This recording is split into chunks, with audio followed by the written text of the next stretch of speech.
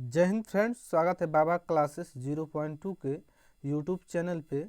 आज के टॉपिक में हम भारत के सभी नदियों से रिलेटेड टॉप क्वेश्चन के बारे में डिस्कशन करेंगे। तो फ्रेंड्स, अगर आप किसी भी एग्ज़ाम की तैयारी कर रहे हैं तो ये वीडियो आपके लिए बहुत ही महत्वपूर्ण है।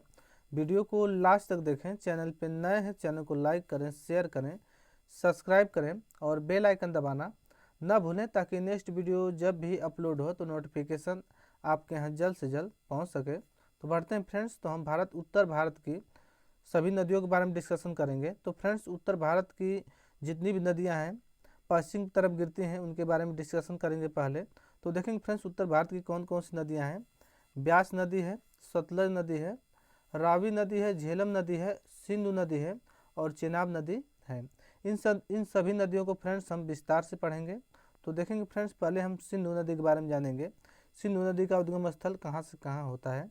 तो फ्रेंड्स, सिंधु नदी का उद्गम स्थल मानसरोवर झील से बोखरचू हिमनद से होता है, जिसकी लंबाई 2880 किलोमीटर है। वहीं इसकी सहायक नदियों के बारे में बात करें फ्रेंड्स, तो इसकी सहायक नदियाँ झेलम है, चेनाब है, रावी है, ब्यास है, सतलज है, सिंगार है और गिलगित और श्योक इसकी प्रमुख सहायक नदियाँ हैं सिंधु नदी की। नेक्स्ट देख लेते हैं झेलम नदी के बारे में। तो झेलम नदी का उद्गम स्थल बेरीनाथ झील, जो कि जम्मू कश्मीर से होता है। इसकी लंबाई 720 किलोमीटर है। और इसकी सहायक नदियों के बारे में बात करें तो फ्रेंड्स, किशनगंगा, पूछ, लिदार और करेवाल नदी इसकी प्रमुख सहायक नदियां हैं झेलम नदी की। नेक्स्ट हमारा है चेनाब नदी। चेनाब नदी के उद्गम स्थल की बात करें तो लाहौर ज़िले के बारालाचला दर्रे से होता है, जो कि इसकी लंबाई की बात करें तो 1080 किलोमीटर इसकी लंबाई है। इसकी सहायक नदियां हैं चंद्र और भागा इसकी प्रमुख सहायक नदियां हैं। नेक्स्ट देख लेते हैं फ्रेंड्स, अगला आप लोग सामने दिया गया है रावी नदी। रावी नदी का उद्गम स्थल कुल्लू में रोहतांग दर्रे के निकट से होता है और इसकी लंबाई 725 किलोमीटर है। और इसकी सहायक नदियां हैं साहो और सुइल नदी इसकी प्रमुख सहायक नदियां हैं। नेक्स्ट देख लेते हैं फ्रेंड्स, अगला हमारा ब्यास नदी है। तो ब्यास नदी का उद्गम स्थल रोहतांग दर्रे के निकट ब्यास कुंड से होता है, जिसकी लंबाई 470 किलोमीटर है। और इसकी सहायक नदियां हैं तीर्थन, पार्वती और हुलार इसकी सहायक नदियां हैं। नेक्स्ट देख लेते फ्रेंड्स, अगला हमारा है सतलज नदी।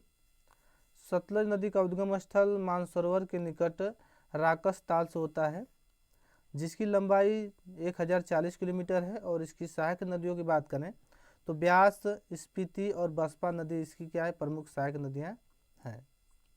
अगला देख लेते हैं फ्रेंड्स। तो फ्रेंड्स, अब हम उत्तर भारत की पूर्व की तरफ गिरने वाली नदियों के बारे में देखेंगे। तो उत्तर भारत की पूर्व की तरफ गिरने वाली नदियाँ कौन कौन सी हैं। तो ब्रह्मपुत्र नदी है, गंगा नदी है और यमुना नदी इसकी है प्रमुख नदियाँ हैं उत्तर भारत की पूर्व की तरफ गिरने वाली नदियाँ। देख लेते हैं फ्रेंड्स। तो गंगा नदी के बारे में हम जानेंगे। तो गंगा नदी का उद्गम स्थल की बात करें तो उत्तर काशी के गोमुख हिमनद से होता है, जो कि गोमुख ग्लेशियर से होता है और इसकी लंबाई 2525 किलोमीटर है। गंगा नदी की सहायक नदियों की बात करें तो भागीरथी, मंदाकिनी, अलकनंदा, रामगंगा, गोमती, घाघरा, गंडक, कोसी, महानंदा और यमुना और सोन नदी इसकी प्रमुख सहायक नदियां हैं गंगा नदी की। देख लेते हैं फ्रेंड्स ब्रह्मपुत्र नदी के बारे में। तो ब्रह्मपुत्र नदी का उद्गम स्थल मानसरोवर झील के निकट आंगसी ग्लेशियर होता है, आंगसी ग्लेशियर। इसकी लंबाई की बात करें तो 2880 किलोमीटर इसकी लंबाई है ब्रह्मपुत्र नदी की।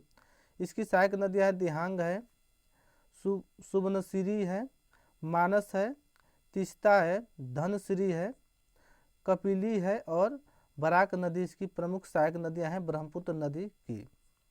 अगला देख लेते हैं फ्रेंड्स, जो कि यमुना नदी है। यमुना नदी के बारे में तो यमुना नदी का उद्गम स्थल यमुनोत्री ग्लेशियर से होता है या यमुनोत्री हिमनद से होता है। यमुना नदी की लंबाई की बात करें तो 960 किलोमीटर है। सॉरी फ्रेंड्स, 960 किलोमीटर यमुना नदी की लंबाई है। इसकी सहायक नदियों को देख लेते हैं फ्रेंड्स। तो काली है, चंबल है, बेतवा है और केन इसकी प्रमुख सहायक नदियां हैं। अगला देख लेते हैं, अगला दिया गया है फ्रेंड्स, हम दक्षिण भारत की नदियों के बारे में देखेंगे। तो दक्षिण भारत की पूर्व की तरफ गिरने वाली नदियाँ और दक्षिण भारत की पश्चिम की तरफ गिरने वाली नदियों के बारे में पढ़ेंगे। तो फ्रेंड्स सबसे पहले हम दक्षिण भारत की पूर्व की तरफ पश्चिम की तरफ गिरने वाली नदियों के बारे में पढ़ेंगे। तो नर्मदा तथा ताप्ती नदियाँ इसकी क्या है, दक्षिण भारत की पश्चिम की तरफ गिरने वाली नदियाँ हैं। तो देखेंगे फ्रेंड्स, तो नर्मदा नदी के बारे में जानेंगे। तो नर्मदा नदी का उद्गम स्थल अमरकंटक चोटी से होता है, जिसकी लंबाई 1312 किलोमीटर है। और इसकी सहायक नदियां हैं हिरण है, बरना है, कोलार है, तावा है, कुंडी नदी है। इसकी प्रमुख सहायक नदियां नर्मदा नदी की। अगला देख लेते हैं फ्रेंड्स, अगला है ताप्ती नदी। तो ताप्ती नदी का उद्गम स्थल बैतूल जिले के मुलताई से होता है। बैतूल जिले के मुलताई से होता है, जिसकी लंबाई 730 किलोमीटर है। इसकी सहायक नदियां हैं बैतूल है, धातरंज है, अरुणावती है, जो कि ताप्ती नदी की प्रमुख सहायक नदियां हैं। फ्रेंड्स, हम दक्षिण भारत की पूर्व की तरफ गिरने वाली नदियों के बारे में देखेंगे। तो दामोदर नदी है, महानदी है, गोदावरी है, कृष्णा है और कावेरी है। तो फ्रेंड्स, दक्षिण भारत की जितनी भी नदियां हैं उनको हम विस्तार से देखेंगे। तो गोदावरी नदी के बारे में देखेंगे। तो गोदावरी नदी का उद्गम स्थल नासिक के त्रिमकम पहाड़ी से होता है, जिसकी लंबाई 1465 किलोमीटर है। इसकी सहायक नदियाँ पूर्णा है, मनेर है, पेनगंगा है, प्राणहिता है और इंद्रावती है, ताल है, सबरी नदी इसकी प्रमुख सहायक नदियाँ हैं गोदावरी नदी की। नेक्स्ट देख लेते हैं फ्रेंड्स, अगला है कृष्णा नदी। तो कृष्णा नदी का उद्गम स्थल महाबलेश्वर के निकट से होता है, जिसकी लंबाई 1400 किलोमीटर है। सहायक नदियों की बात करें तो भीमा है, तुंगभद्रा है, घाट प्रभा है और कोयना इसकी प्रमुख सहायक नदियां हैं कृष्णा नदी की। नेक्स्ट देख लेते हैं फ्रेंड्स, अगला है आप लोगों के सामने कावेरी नदी। कावेरी नदी की उद्गम स्थल की बात करें तो ब्रह्मगिरी पर्वत से होता है कावेरी नदी का उद्गम स्थल, जिसकी लंबाई 800 किलोमीटर है कावेरी नदी की।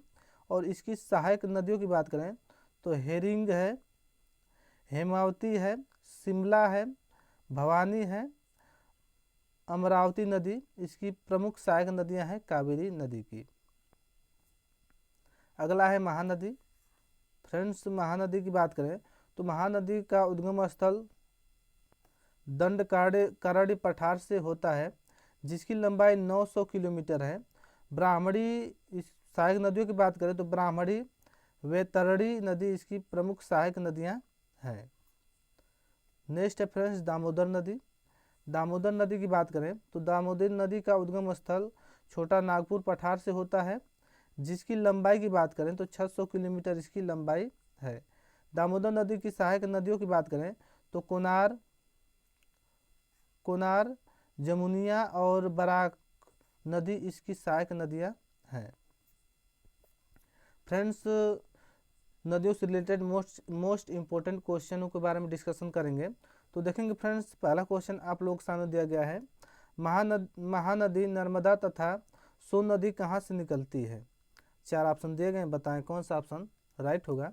तो फ्रेंड्स, महानदी नर्मदा तथा सोन नदी का उद्गम स्थल अमरकंटक की पहाड़ी से होता है, जो कि ऑप्शन डी हमारा राइट होगा,